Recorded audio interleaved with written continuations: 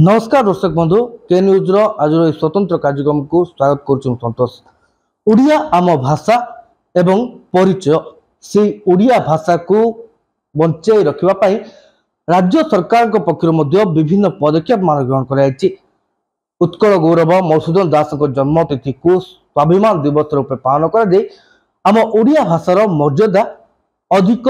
उज्जीवित कर कविवर राधानाथ राय कथा कहतु कि कवि सम्राट उपेन्द्र भंजन कथा कहतु समस्ते ओडिया साहित्य को बंचाई रखापी विभिन्न प्रयास माध्यम अवदान आज चिर स्मरणीय। तेबे ओडिया भाषा और साहित्यर वर्तमान स्थितिर जो रही तार ओडिया भाषार सृष्टि कथा कहतु कि ओडिया भाषा सांप्रतिक परिस्थिति केउं स्थिति अच्छी से नहीं सीधासख आलोचना करबा। आम सहित अच्छा छत्रपुर सहर जड़े सुसाहित्यिका तथा ओडिया विभाग अध्यापिका निखिला प्रभा मिश्र सीधासख आलोचना करबा। मैडम स्वागत करी के न्यूज को। कौन कहे जेहेतु आज ओडिया भाषा साहित्य आलोचना करने बसचे प्रथम आम जानी रखा चाहबू जो ओडिया भाषा सृष्टि किपरि हेतिला। धन्यवाद संतोष आज मते अपूर्व सुजोग टिकक देथिबारु।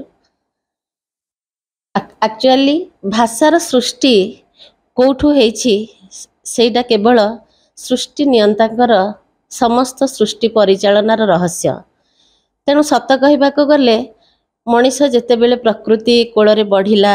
नाचिला गाइला ए सबुथिरु आस्ते आस्ते भाषार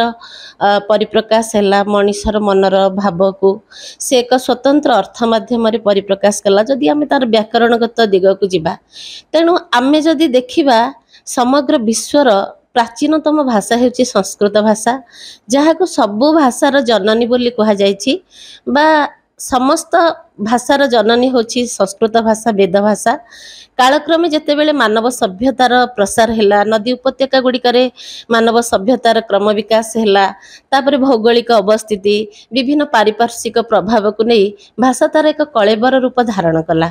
तेणु संस्कृत भाषार सृष्टि आमर इंडो यूरोपियन भाषा गोष्ठी सृष्टि होइथिला एवं जेतेबेले आर्य माने भारत को आसिले संस्कृत भाषा भारत वर्ष रे मध्य बा आर्यवर्त रे प्रसारित होइथिला। तापरे क्रमशः पाली प्राकृत अपभ्रंश एवं आधुनिक भारतीय भाषा मानकर सृष्टि होइथिला एवं जेतेबेले आमर भाषा मानकर आधुनिक भारतीय भाषा गुड़िकर सृष्टि होइथिला से अपभ्रंश भाषारु क्रमशः आम ओडिया भाषार उत्पत्ति कहले अत्युक्ति हेब नाही। तेणु ए ओडिया भाषार आम साधारणतः दुईटी रूप अच्छी गोटे है कथित रूप आ गोटे है लिखित रूप। तेणु कथित रूप माने आमर जो दिन लोक जीवन लोक साहित्य बा लोक चलनी आ भितर जो साहित्य आमर सृष्टि होइथिला ताको आमे कहिबा कथित साहित्य जोटा कि आम लोक जीवन में प्रतिफलित होइथिला आम दैनंदिन जीवन क्षेत्र में। किंतु तापर जेतेबेले आमे जिबा जे ओडिया साहित्यर एक शास्त्रीय परिचय बा एक स्वतंत्र रूपरेखा को ताहले आमे ताकु नबा पंचदश शताब्दी को कहीं ना पंचदश शताब्दी जदि आमे कहिबा ताहले कोन आम ओडिया भाषा साहित्य नथिला थिला किंतु से जोटा थिला आमर चर्या गीतिका थिला ओडिया भाषार प्रथम परिचय चर्या गीतिका। तेणु कहीं कहीं चर्या गीतिका को संपूर्ण ओडिया भाषा रूपे ग्रहण करि पार नहति एक आसाम बंगला एवं ओडियार सम्मिश्रण बोली कहउछंदी। तेणु आमे जदि प्रकृत ओडिया साहित्य ओडिया भाषार भित्ति एवं भूति को जिबा ताहले आमे देखिबा पंचदश शताब्दी अविभक्त कटक जिला जहाँ को आमे कहूचे ओडिया साहित्यर एंतोड़ी शाला बोली एवं सेई ओडिया साहित्य को जे स्वतंत्र परिचय देइछंदी से होछंदी आमर पूज्य माटीर महाकवि सारला दास जहाँकर माने कौन घर होची अविभक्त कटक जिला जे झंकड़ सारलांक वरदान रु जहाँकर कवित्व सृष्टि होइथिला एवं सेइठु आम ओडिया भाषा एक लिखित परिचय पाइथिला एवं तापरे एवं सी मध्य ओडिया भाषा साहित्य को एक लोक जीवन भित्तिक परिचय देथिले कहीं ना सी ओडिया भाषा को जनसाधारण माने कौन भाषा रूप में ग्रहण करथिले। तेणु जनसाधारण जो भाषा बुझिबे जो भाषा रे सेमानकर बोधगम्य होई परिबो तेणु सेमिति सेही भाषा को नेकी से तांका साहित्य संभार सर्जना करथिले जोटा कि आमे कहबा तांकर सारला महाभारत हो लक्ष्मी नारायण वचनिका हो चंडी पुराण हो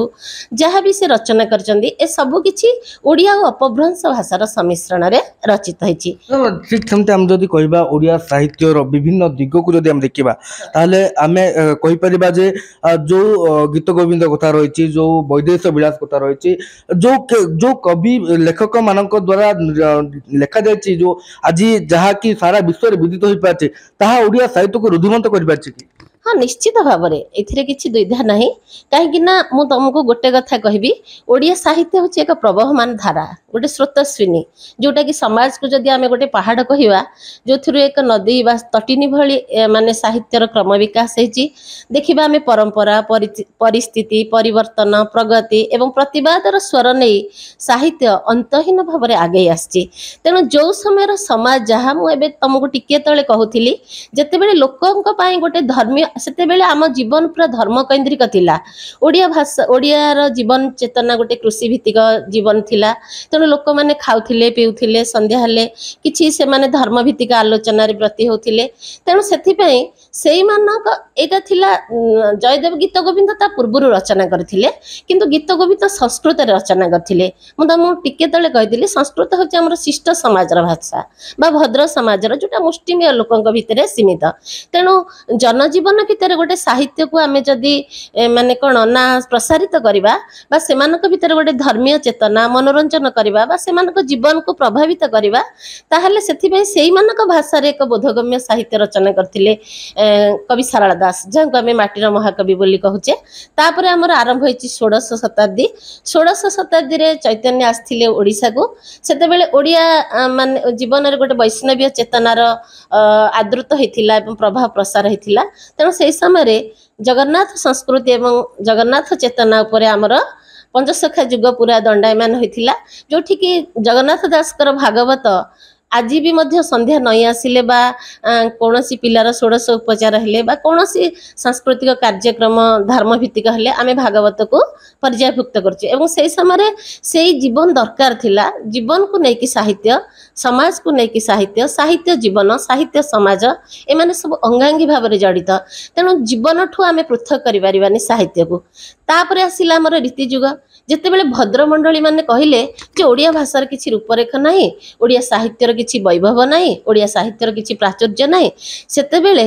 आमर नमस्य कवि ओडिया आकाशर ज्योतिष्क कहले अत्युक्ति हेब नाही से होछंदी कवि सम्राट उपेन्द्र भंज जहाँ को पाई आम गंजाम माटी धन्य होइछि खाली गंजाम माटी नुहे समग्र भारत माटी धन्य होइछि एवं कौन संस्कृत साहित्य ठू आम ओडिया साहित्य कम नुहे बोली से प्रमाण कर दिले खूब कम समय भितर ऐतिहासिक माने दर्शाउछन्ती एपर्यंत मध्य आमे दुई मतरे जे कहीं कहीं कहउछन्ती जे 1670 ख्रीष्टाब्द रे से जन्म होइछन्ती आउ कहीं कहीं कहउछन्ती 1688 रे एपर्यंत भी सेमिति किछि स्वतंत्र नाही किंतु जीवन रो खूब कम समय पर भितरे से एते बड़ विशाल साहित्य सृष्टि कले जे जोथिरे माने गोटे पद तांकर एबे भी मोर मने पड़े मूर्ति मंत करी मृदु गीत विचारई एणु करी थिब अलंकार युक्त होई पद सरल ध्वनि रे मानस मोहिब अर्थीजन प्रवर को आनंद करिब संगीत अलंकार ध्वनि रस रीति माने ओडिया साहित्यर ओडिया भाषा साहित्य को रुद्धिमंत करिबारे बोधवे आउ ए माटी रे उपेन्द्र भंजक व्यतीत कौनसी कविंकर जन्म होई नथिला हेनी कि बोधुए हेई न पारे तेणु कम समय भितर जीवन सीमित समय भितर ओडिया साहित्य को से एते बड़ विशाल कलेबर रूप देइथिले एवं एहाको एभली भाव में शास्त्रीय मान्यता देइथिले जे जोथिबे कि रीति युग एक समृद्धमय युग कई जने पाश्चात्य समालोचक कहिचंदी जे वास्तविक जदि ओडिसा रे जन्म न होई कि उपेन्द्र भंज कौनसी पाश्चात्य देश रे जन्म होइथांदे बोधे 10-10टा नोबेल प्राइज रे अधिकारी होइथांदे एवं वास्तविक से थिले जने युग जन्मा कवि तेणु जेमिति मु कहली सारला दास को नेकी सारला युग होइची पंचदश माने शताब्दी सॉरी 16 शताब्दी कवि मान को नेकी पंचसखा युग सृष्टि होइची सेमिति उपेन्द्र भंज को लेकिन स्वतंत्र भंज साहित्य रचित होइछि एवं भंज साहित्यर एमाने थिले त्रिवेणी संगम कहले अत्युक्ति हेब नाही जणे हेले कवि सम्राट उपेन्द्र भंज आउ जणे होचंदी अभिमन्यु सामंत सिंहर आउ जणे होचंदी विदग्ध कवि रसकल्लोलर कवि दीनकृष्ण दास। तेणु एमानक साहित्य सृष्टि को आज पर्यंत आउ एभली साहित्य सृष्टि हेब नाही। तापरे मु तुमको कहिछि साहित्य समाजर सृष्टि होई थाए, आम जीवनर प्रवाह सहित साहित्य भी माने कोन आगो को जाई थाए। तापर उत्तर रीति जुग रे संगीत साहित्य वैष्णवीय चेतनार अनेक गुडी पदावली साहित्य रचना हेछि ओडिसा रे वैष्णव धर्मर प्रचार पई, ओडिसा आध्यात्मिक परिवेश को जागरण करिया पई। एही समय जेतेबेले इंग्रेज माने भारत को अख्तियार कले, ओडिसा को अधिकार कले, तापरे ओडिया साहित्य आउ एक नूतन चेतना को ब्रती हिथिला। सेटा होछि कोन ना आधुनिक युग। संक्षिप्त कहवाक गले आमे ओडिया साहित्यर युग विभाग को आमर आदि युग, सारला युग, पंचसखा युग, रीति युग, आधुनिक युग, ए चारोटी युगरे पर्यायक्रमे विभक्त करा जायछि। तेणु जेतेबेले कोन हला ना सार्जन एटा निहाती आम पई दरकार, जोठु आम ओडिया भाषा को आज आमे देखि पारुचे, अनुभव करि पारुचे। आमर कोर्ट कचेरी आज ओडिया भाषा प्रचलित होइछि। तार संक्षिप्त रे मु दुई धाडी न कहिले हुए तो बुझी पारिबनी। जेतेबेले ओडिया साहित्य बुड़ी जाउथिला, जेतेबेले ओडिया साहित्य तार कलेबर को हरई बसथिला, जेतेबेले बंगाली माने दाबी गले जे 19 शताब्दीर द्वितीयार्ध कथा कहूँ, जेतेबेले बंगाली माने दाबी गले जे ओडिया भाषा होची, ओडिया भाषा एक स्वतंत्र भाषा नहीं। कांतिलाल भट्टाचार्य बोली तांकर जणे कवि थिले, से कहिले ओडिशा से ओडिया हटा, ओडिया एक स्वतंत्र भाषा नहीं। सेतेबेले आउ माने भंज सेतिगले हमर ओडिशार गवर्नर थिले सार्जन विमस। खूब कम समय भितर आम ओडिया भाषा भंज साहित्य को रूपांतरित करिके ओडिया रे अनुवाद करिके बा इंग्राजी रे अनुवाद करिके तांको बुझेई पारिबानी। तेणु सेही समय रे ओडिया भाषा बुड़ी जाउथिबा ओडिया भाषा को तार उत्थान पाई बा एक स्वतंत्र परिचय देबा पाई कविवर राधानाथ प्राच्य एवं पाश्चात्य काव्यर समन्वय रे प्रथम थर पाई रोमांटिसिज्म रो प्रयोग करी ओडिया साहित्य को आंगिक एवं आत्मिक दृष्टि एक स्वतंत्र परिचय देथिले एवं ओडिया भाषा एक स्वतंत्र परिचय पाइथिला। खूब कम समय भितर से पार्वती, महाजात्रा, नंदीकेशरी अनेक गुड़े काव्य कविता रचना करी आपको एक स्वतंत्र परिचय देथिले एवं सेठी भाषा आंदोलन आमर आरंभ होइतिला। फकीर मोहन सेनापति, आमे कर्मवीर गौरीशंकर राय, नीलमणि विद्यारत्न, फकीर माने गोपबंधु दास, एभली अनेक माने बहु जुगजयी बा कालजयी साहित्यिक माने ओडिया भाषा को एक स्वतंत्र परिचय देबा पई सेमानकर अदम्य माने कोन प्रचेष्टा आरंभ करथिले। मैडम आमे भी आम दर्शक भी जानिया को चाहबे जो ओडिया साहित्य भाषा साहित्य को उज्जीवित कला भली जे कौन कविता कथा कहतु कि उपन्यास अच्छी जोगुड़ा को ओडिया भाषा साहित्य को आज भी उज्जीवित कर रखे। हाँ, आज भी मध्य ओडिया साहित्य को उज्जीवित रखी पारिछि। आमे जदि कहिबा 6 माण 8 गुंठ तो आमे फकीर मोहन सेनापति को जिबा पाख को जिबा 6 माण 8 गुंठ तांकर प्रतिटी गल्प रेवती कुह एडी हमर रांडीपु अन्नता पेंटेड मेडिसिन जोटा समाज में मु तुमको कहिथिली मु सेठी अटकी गली जे सेठू आम ओडिया साहित्य आउ गोटे विशाल परिसर रूप धारण कला जे जोठी केवल काव्य कविता भितर सीमित थिला सेठू उपन्यास तापरे हमर प्रबंध निबंध विभिन्न नाटक एकांकिका तापरठू ओडिया साहित्य एक विराट कलेबर रूप धारण कला। कहीं ना जितेबेले समाज जहाँ चाहूँगी सेतेबेले आमे माने कौन साहित्य हमको से गोटे साहित्यिकर लेखनी समाज को लेकिन कहीं ना समाज रे जो छोट अग्निकणा उज्जीवित होता है सेटा साहित्यिकर लेखनी रे एक विराट रूप धारण करता है। सेतिपई कहा जाय pen is a mightier than sword. तेणु से जो साहित्यिक माने सेमानकर बलिष्ठ रचना आम दे जाइछन्ति एबे भी आम समाज रे गाँ गहली रे भी झियो मानकर पाठ पढ़ा को मध्य एक्सेप्ट करा जाउनी। तेणु सेतिपई रेवती दिने पाठ पढ़ी थिला बोली ता बापा माँ ता स्वामी समस्ते मरीगले जो फकीर मोहन सेनापति ता जेजेमा कंठरे कहिछन्ति लो रेवती लो रेबी लो चुली लो निया लो रड। तेणु एमती भी एबे भी आम समाज रे सबुठु बड़ होची मध्यप स्वामी मानकु बाट को आनिया पई स्त्री को पेंटेड मेडिसिन दबाक पड़िबो। तेणु ए प्रत्येक से माने जो सब गल्प आम पई सृष्टि करी जाइचंदी बा जो साहित्य उपेंद्र भंजंकर साहित्य एबे भी मध्य माने कोन आमर सेथिबे गोपबंधु लिखिथिले गाये तब गीत सभारे पंडित पथ प्रांते दृष्ट मना बिल बने चषा अंतपुरे जोसा नृत्य रंगे बारंगाना। तेणु मनोरंजन आउ आध्यात्मिक चेतना आउ भौतिक जीवन भितरे आमर ए जो एमानकर जो बलिष्ठ अवदान जो जुगजयी कालजयी साहित्यिक कृति गुड़िक अच्छी से गुड़िक बहुमात्रा रे एबे भी आम जीवन चेतना को प्रभावित करि आछि जो साहित्यिक मानकर आमे देखिबा। किंतु ए जो एकविंश शताब्दीर साहित्य को जदि आमे जिबा सत कथा कहबी एठी केवल ବ୍ୟକ୍ତିବାଦୀ ସାହିତ୍ୟ ରଚନା ହେଉଛି। ଏକ ତ ମୃତ୍ୟୁ ଚେତନା ଉପରେ ସାହିତ୍ୟ ରଚନା ହେଉଛି, ଦୁଇରେ ସବୁ ବ୍ୟକ୍ତିବାଦୀ ସାହିତ୍ୟ ରଚନା ହେଉଛି ଏବଂ ପ୍ରତ୍ୟେକ କେବଳ ପ୍ରତିଯୋଗିତାର ଦୌଡ଼ରେ ସାମିଲ ହେଉଛନ୍ତି। ମ୍ୟାଡ଼ାମ୍ ଯଦି ଦେଖିବା ଆମ ଓଡ଼ିଆଙ୍କ ଆରାଧ୍ୟ ଦେବତା ପ୍ରଭୁ ଜଗନ୍ନାଥ ମଧ୍ୟ ଓଡ଼ିଆ ସାହିତ୍ୟ ପ୍ରତି ବିଶେଷ ଭାବେ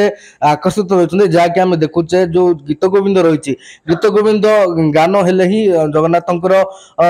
ମନକୁ ଶାନ୍ତି ମିଳିଥାଏ, ଯାହା ଆମେ ପଢିଛେ ଯାହା ଜାଣିଛେ। ତ ଭଗବାନ ମଧ୍ୟ ଓଡ଼ିଆ ଭାଷା ଓ ସାହିତ୍ୟ ପ୍ରତି ଅଧିକ ଗୁରୁତ୍ୱ ଦେଇଛନ୍ତି। ନାଇଁ, ଗୀତ ଗୋବିନ୍ଦ ଆକ୍ଚୁଆଲି ଆମର ସଂସ୍କୃତ ଭାଷାରେ ରଚିତ ହୋଇଛି। ସେ ତ ଭଗବାନ, ସେ ତ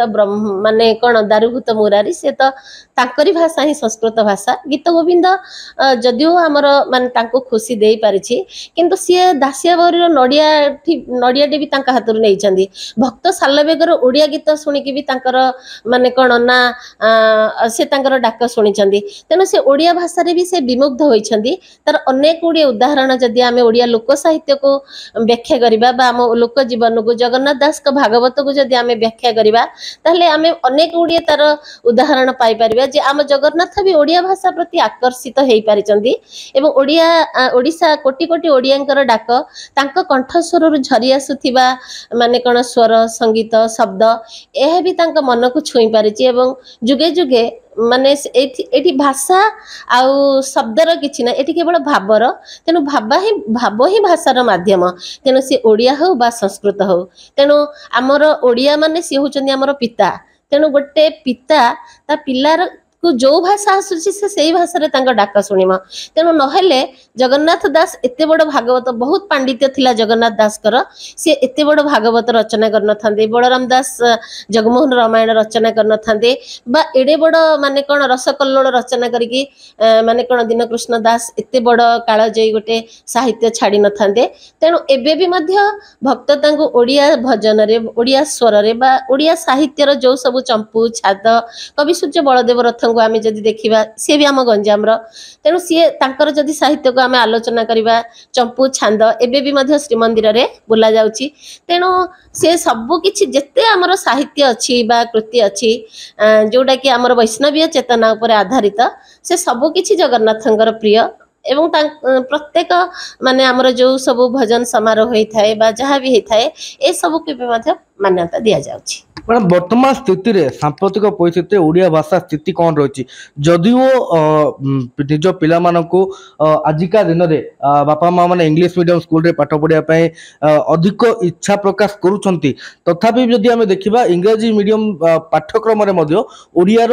ସ୍ୱତନ୍ତ୍ର ପାଠ୍ୟକ୍ରମ ରହିଛି। ତ ଆମେ ଜାଣିବାକୁ ଚାହିଁବୁ ବର୍ତ୍ତମାନ ସ୍ଥିତିରେ ଓଡ଼ିଆ ଭାଷା ସ୍ଥିତି କ'ଣ ରହିଛି? ହଁ, ଦେଖ ସନ୍ତୋଷ, ଦେଖ ଓଡ଼ିଆ ଭାଷାର ସ୍ଥିତି ସ୍ଥାନରେ ରହିଛି। ଯେହେତୁ ଆମେ ଗୋଟେ ଗ୍ଲୋବାଲାଇଜେସନ ଆଡ଼କୁ ଯାଉଛେ, ତେଣୁ ଆମର ଇଂରାଜୀ ମାଧ୍ୟମ ବିଦ୍ୟାଳୟ ଗୁଡ଼ିକ ବଢ଼ିବାରେ ଲାଗିଛି। କିନ୍ତୁ ତମେ ଯଦି କହିବ ଭାଷା ଜ୍ଞାନ, ଭାଷା କେବଳ ଭାବ ପରିପ୍ରକାଶର ମାଧ୍ୟମ। ଏଠି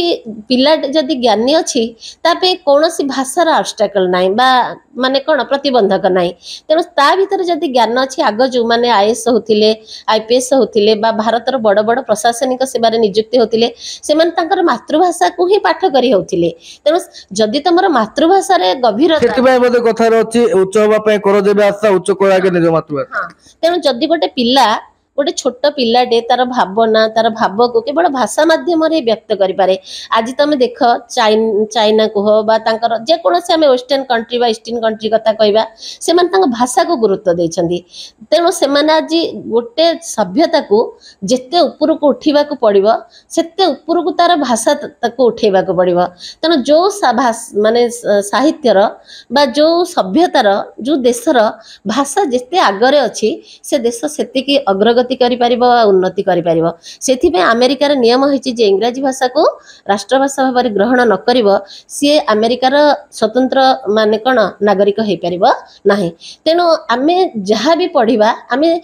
ଯେକୌଣସି ଭାଷାକୁ ଆମେ ପଢ଼ିବା, କିଛି ଶିଖିବାର କିଛି ଅନ୍ତ ନାହିଁ ଆମର। ଆମେ ସବୁ ଭାଷାକୁ ଭଲ ପାଇବା, କାହିଁକିନା ସମସ୍ତଙ୍କ ଭାଷା ଆମେ ଜାଣିଲେ ଆମ ଭାଷାର ପରିସର ବୃଦ୍ଧି ପାଇବ, ଆମ ସଂସ୍କୃତି, ଆମ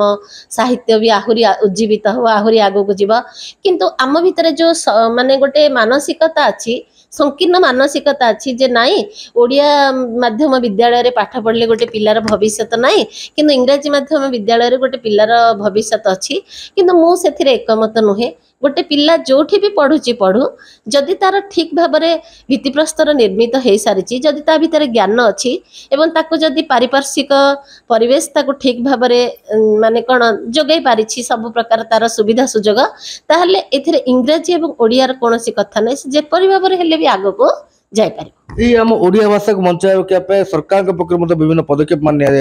जपर कि ओडिया भाषा सम्मेलन कथा कहुँ स्वाभिमान दिवस कथा कहुँ